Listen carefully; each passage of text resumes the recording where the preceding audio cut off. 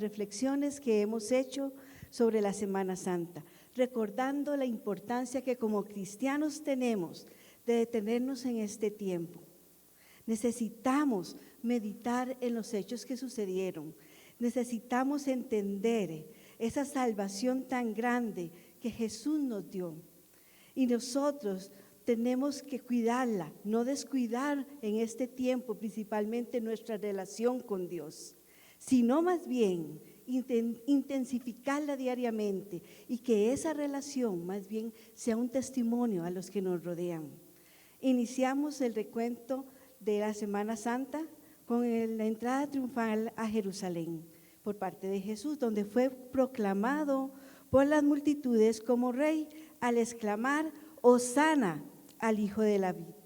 Observamos también la primera Pascua ocurrida en Egipto, donde como antecedente para entender la cena que realizó Jesús con sus discípulos y le vimos servir por amor a sus discípulos. En ese momento vimos que esa cena nos anticipaba la cena del nuevo pacto, ¿verdad? Luego le miramos postrado en Getsemaní, ahí clamando al Padre: «Padre, si es posible, quita de mí esta copa, pero que no se haga mi voluntad, sino la tuya». Y Él se entregó por completo para hacer la voluntad perfecta del Padre. Tomó sobre sí la copa de ira por nuestros pecados. En los acontecimientos que siguen, que es lo que vamos a ver hoy, vamos a ver cómo el arresto de Jesús, el cual es llevado al Sanedrín, y se da una condena, que yo llamo una condena que no es condena, y por último la crucifixión, que es donde aprendemos cómo su sangre, esa sangre, la sangre del nuevo pacto, que nos ha hecho libres. Podemos decir que Jesús fue voluntariamente en la cruz, incluso podemos decir que fue deliberadamente, por amor a nosotros, que Él se entregó a la cruz. Pero nos preguntamos, ¿quién entregó a Jesús? ¿Se han hecho esa pregunta alguna vez? ¿Quién entregó a Jesús? Y eso es un debate que ha estado por muchos siglos y en los niveles académicos todavía se debate. Pero el autor John Stott dice: no fue Judas por dinero, no fue Pilato por temor, no fueron los judíos por envidia, sino el Padre por amor. Y por amor a ustedes y a mí. Incluso John Stott en su libro La Cruz de Cristo añade, mencionando al canónigo Peter Green: solo la persona que está dispuesta a reconocer su parte en la culpa de la cruz puede participar de la gracia que ella proporciona. Yo puse a Jesús en la cruz. Mis pecados pusieron a Jesús en la cruz. Solo así, cuando lo reconocemos, podemos participar de esa gracia. Por eso, hoy que vamos a examinar los dos acontecimientos que vienen, veamos cómo esa sangre satisfizo la ira de Dios y cómo esa sangre nos abrió el camino y es la garantía de ese nuevo pacto. Iniciamos con el juicio. Vamos a Mateo 26, 57 al 68.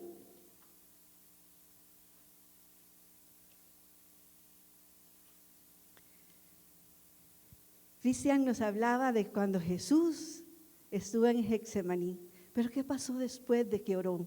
Después de que ya llegó donde sus discípulos y les dijo: tranquilos, sigan durmiendo. Llegó Judas con los judíos, con los soldados, con los sumos sacerdotes y arrestaron a Jesús. En ese momento, como dice el verso 57, lo prendieron y lo llevaron al sumo sacerdote Caifás, a donde estaban reunidos los escribas y los ancianos. Ellos, reunidos ahí, buscaron mediante falso testimonio cómo llevar a Jesús a la muerte. Y habían quienes llegaban y decían y se contradecían, pero por más que hicieron, no hallaron en Jesús algo digno de muerte. Y aunque sus voces se levantaban, Jesús cayó. Y dice Isaías 53:7, que él como cordero fue llevado al matadero y él no abrió su boca. Vean cómo el Señor ahí delante de sus acusadores hizo silencio, cayó. Y sus voces se levantaron. Cuando preguntaron, ¿eres el Cristo? Él lo afirmó. Y aunque ellos reconocieron y entendieron que Jesús realmente era el Cristo, lo rechazaron. Lo rechazaron y lo mandaron a Pilato, porque su disposición había sido: queremos que él muera. Jesús llega ante Pilato, pero como lo dice el relato, especialmente en Lucas, al llegar a Pilato, él se da cuenta que es de lo que es, ya se me olvidó el nombre de la ciudad, pero entonces lo envía a Herodes, porque Herodes era el regente de esa ciudad. Entonces, cuando llega ante Herodes, que era un rey vasallo, y para que entendamos este nombre, Herodes era un rey vasallo, significa que no era del linaje de David, significa que delante del pueblo no era digno, porque era un rey puesto por Roma para hacer lo que Roma quería. Entonces, él quiere espectáculos, él ve a Jesús, quiere que le haga milagros. Jesús calla porque Herodes no se había dado cuenta de que era él el que estaba ante el verdadero rey. Jesús no le rinde pleitesía porque el verdadero rey estaba delante de Herodes. Y Herodes lo envía a Pilatos. Pilatos viene e interroga a Jesús y nuevamente las voces de los sumos sacerdotes empezaron a acusar a Jesús insistentemente. Pero Jesús callaba, hasta el mismo Pilato: no escuchas lo que te dicen, no escuchas lo que dicen de ti. Y Jesús no pronunció ninguna palabra. Él sabía, Pilato sabía que por envidia lo habían entregado. Incluso cuando le preguntó: ¿eres tú el rey? Jesús con su palabra lo afirmó. Y entiende Pilatos, que Jesús es rey, pero complace al pueblo. Pero decide entregar a Jesús a la muerte. Y el mismo pueblo dice: su sangre sea sobre nosotros. Eso nos recuerda lo que dice el Salmo 2. Dice: ¿por qué se amotinan las gentes y los pueblos piensan cosas vanas? Se levantarán los reyes de la tierra y príncipes consultarán unidos contra Jehová y contra su ungido, diciendo: rompamos sus ligaduras y echemos de nosotros sus cuerdas. Este juicio nos anticipa lo que sucedió en el juicio de Jesús, en donde consultaron los pueblos representados en los sumos sacerdotes, Herodes y Pilatos, contra Dios y contra su ungido, contra el rey. Quisieron desechar sus ligaduras, romper la relación y actuaron como los labradores malvados de la parábola, matando al hijo del dueño de la tierra y lo enviaron a la cruz. Yo les decía que la condena no era condena, porque realmente los culpables éramos nosotros. Sin embargo, Jesús estaba ahí representándonos. Él fue ahí a la cruz por nosotros. Y como les dije anteriormente, yo hice que mis pecados hicieron que Jesús fuera a la cruz. Cuando llegamos a la cruz, y para entender la magnitud de lo que es la crucifixión de Jesús, vamos a irnos a recordar en Levítico los sacrificios que se hacían. En Levítico del 4 al 6, vemos cómo uno de los sacrificios era el sacrificio por el pecado. En el sacrificio por el pecado llevaban ya sea un carnero, ya sea un becerro, y venía ante el sumo sacerdote, y el sumo sacerdote ponía su mano sobre ellos y declaraba los pecados tanto por sí y por el pueblo. Y ese cordero asumía esos pecados. Una vez que confesaban los pecados, lo mataban y luego rociaban con la sangre el altar. Y con esa misma sangre podían entrar al lugar santísimo, que era el lugar de la presencia de Dios. A ese lugar no podían entrar en cualquier tiempo. Entraban solamente una vez al año para pedir por él y por el pueblo, para perdón de pecados. Entrar al lugar santísimo en ese contexto antiguo testamentario era entrar a la presencia de Dios. No se podía entrar en todo tiempo y el sacerdote solo podía entrar con sangre. Cada sacrificio y ofrenda descrita en Levítico era sombra de lo que había que venir, un sustituto perfecto. A su vez, preparaba el camino hacia la cruz. Cada sacrificio que vimos, hemos estado leyendo Levítico, ya lo terminamos, estamos en Josué, ¿verdad? Sí. Entonces, todos tenemos muy fresquito cada uno de estos sacrificios. Eso eran sombra de lo que había de venir. Jesús, el sustituto perfecto, para abrir ese camino. Hebreos 7:2 dice que Jesús ha venido para ser fiador de un mejor pacto. Cuando vemos a Jesús enviado por Pilato a la cruz, observemos los elementos. En Getsemaní, Jesús acepta la copa de la ira de Dios. O sea, recibe de Dios nuestros pecados, igual que el cordero, cuando el sacerdote ponía sobre él sus manos. Veamos la corona de espinas, que era el símbolo por el cual lo querían humillar su condición de ser el rey, su realeza, querían humillarla.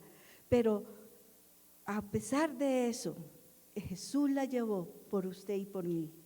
La cruz, una señal de ser maldito, porque en la Biblia dice en Deuteronomio 21:23 que maldito el que fuera colgado de un madero.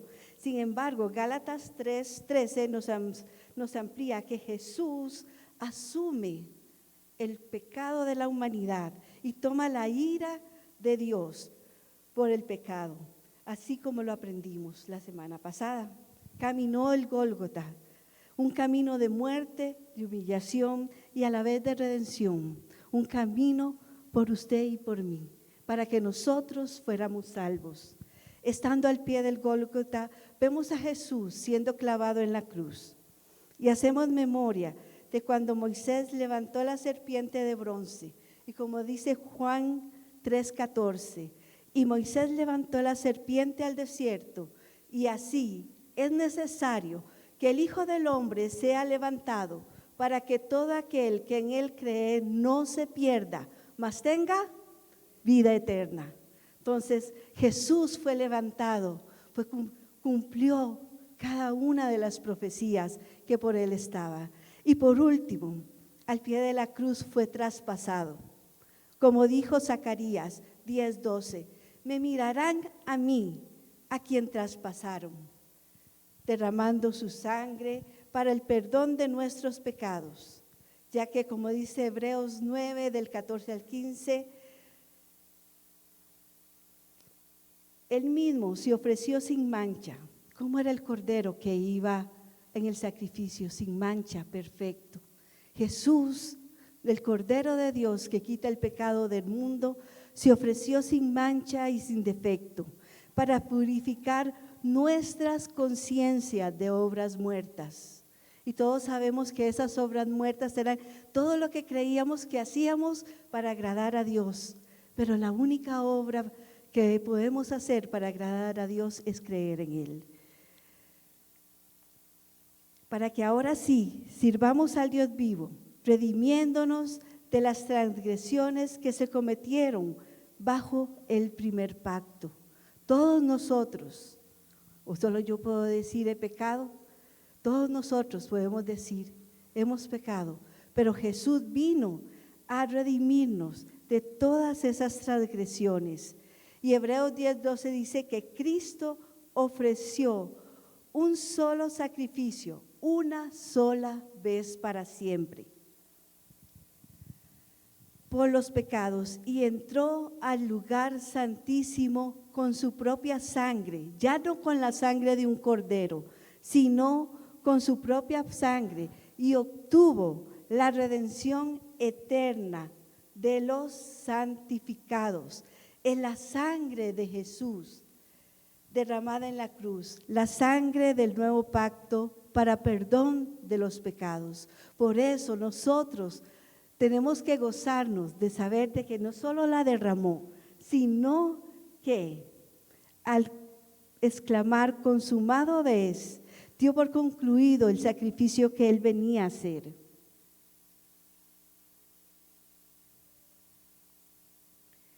El justo por los injustos. Su sangre, sangre del nuevo pacto, había sido aceptada. Y la evidencia fue que el velo del templo se rasgó. Hoy cantábamos que el velo rasgó, un camino abrió. Ustedes y yo tenemos acceso a Dios porque ese velo se rasgó, en señal de que el sacrificio de Jesús fue suficiente para quitar la ira de Dios. Él tomó la copa de la ira. Su muerte en la cruz satisfizo la ira de Dios y nosotros podemos entrar a ese lugar. El velo, como dice Éxodo 26, 31, 34, era una cortina gruesa que servía de muro entre el lugar santo y el lugar santísimo, en donde estaba el arca de la alianza y el propiciatorio, donde se encontraba la presencia de Dios. Al morir Jesús se partió. La deuda había sido cumplida y ahora nosotros tenemos acceso. Podemos darle gloria a Dios, decir gracias Jesús, porque tengo acceso a tu presencia. Así que Hebreos 19, 22 dice, así que hermanos, tenemos libertad para entrar al lugar santísimo. ¿Quiénes tenemos esa libertad? Aquellos que hemos reconocido que nuestro Señor Jesús murió en la cruz por nuestros pecados, quienes nos hemos rendido a Él y quienes ahora podemos caminar en ese camino nuevo que Él nos abrió a través del velo, es decir, de su carne, ese sumo sacerdote que es la garantía del nuevo pacto, que es Jesús. Él vino y hizo todo lo necesario para que ustedes y yo podamos estar delante de Él. Por eso nos dice, acerquémonos, la sangre de Jesús, la sangre del nuevo pacto te está diciendo, acerquémonos con corazón sincero, en plena certidumbre de fe, purificados los corazones de mala conciencia y lavados los cuerpos con agua pura. Acerquémonos. Hoy que escuchamos su voz, acerquémonos. No seamos como el pueblo de Israel en Meribá, que más bien no escuchó la voz de Dios. Vamos a tener este momento. Nos vemos a Jesús en la cruz, vemos a Jesús morir.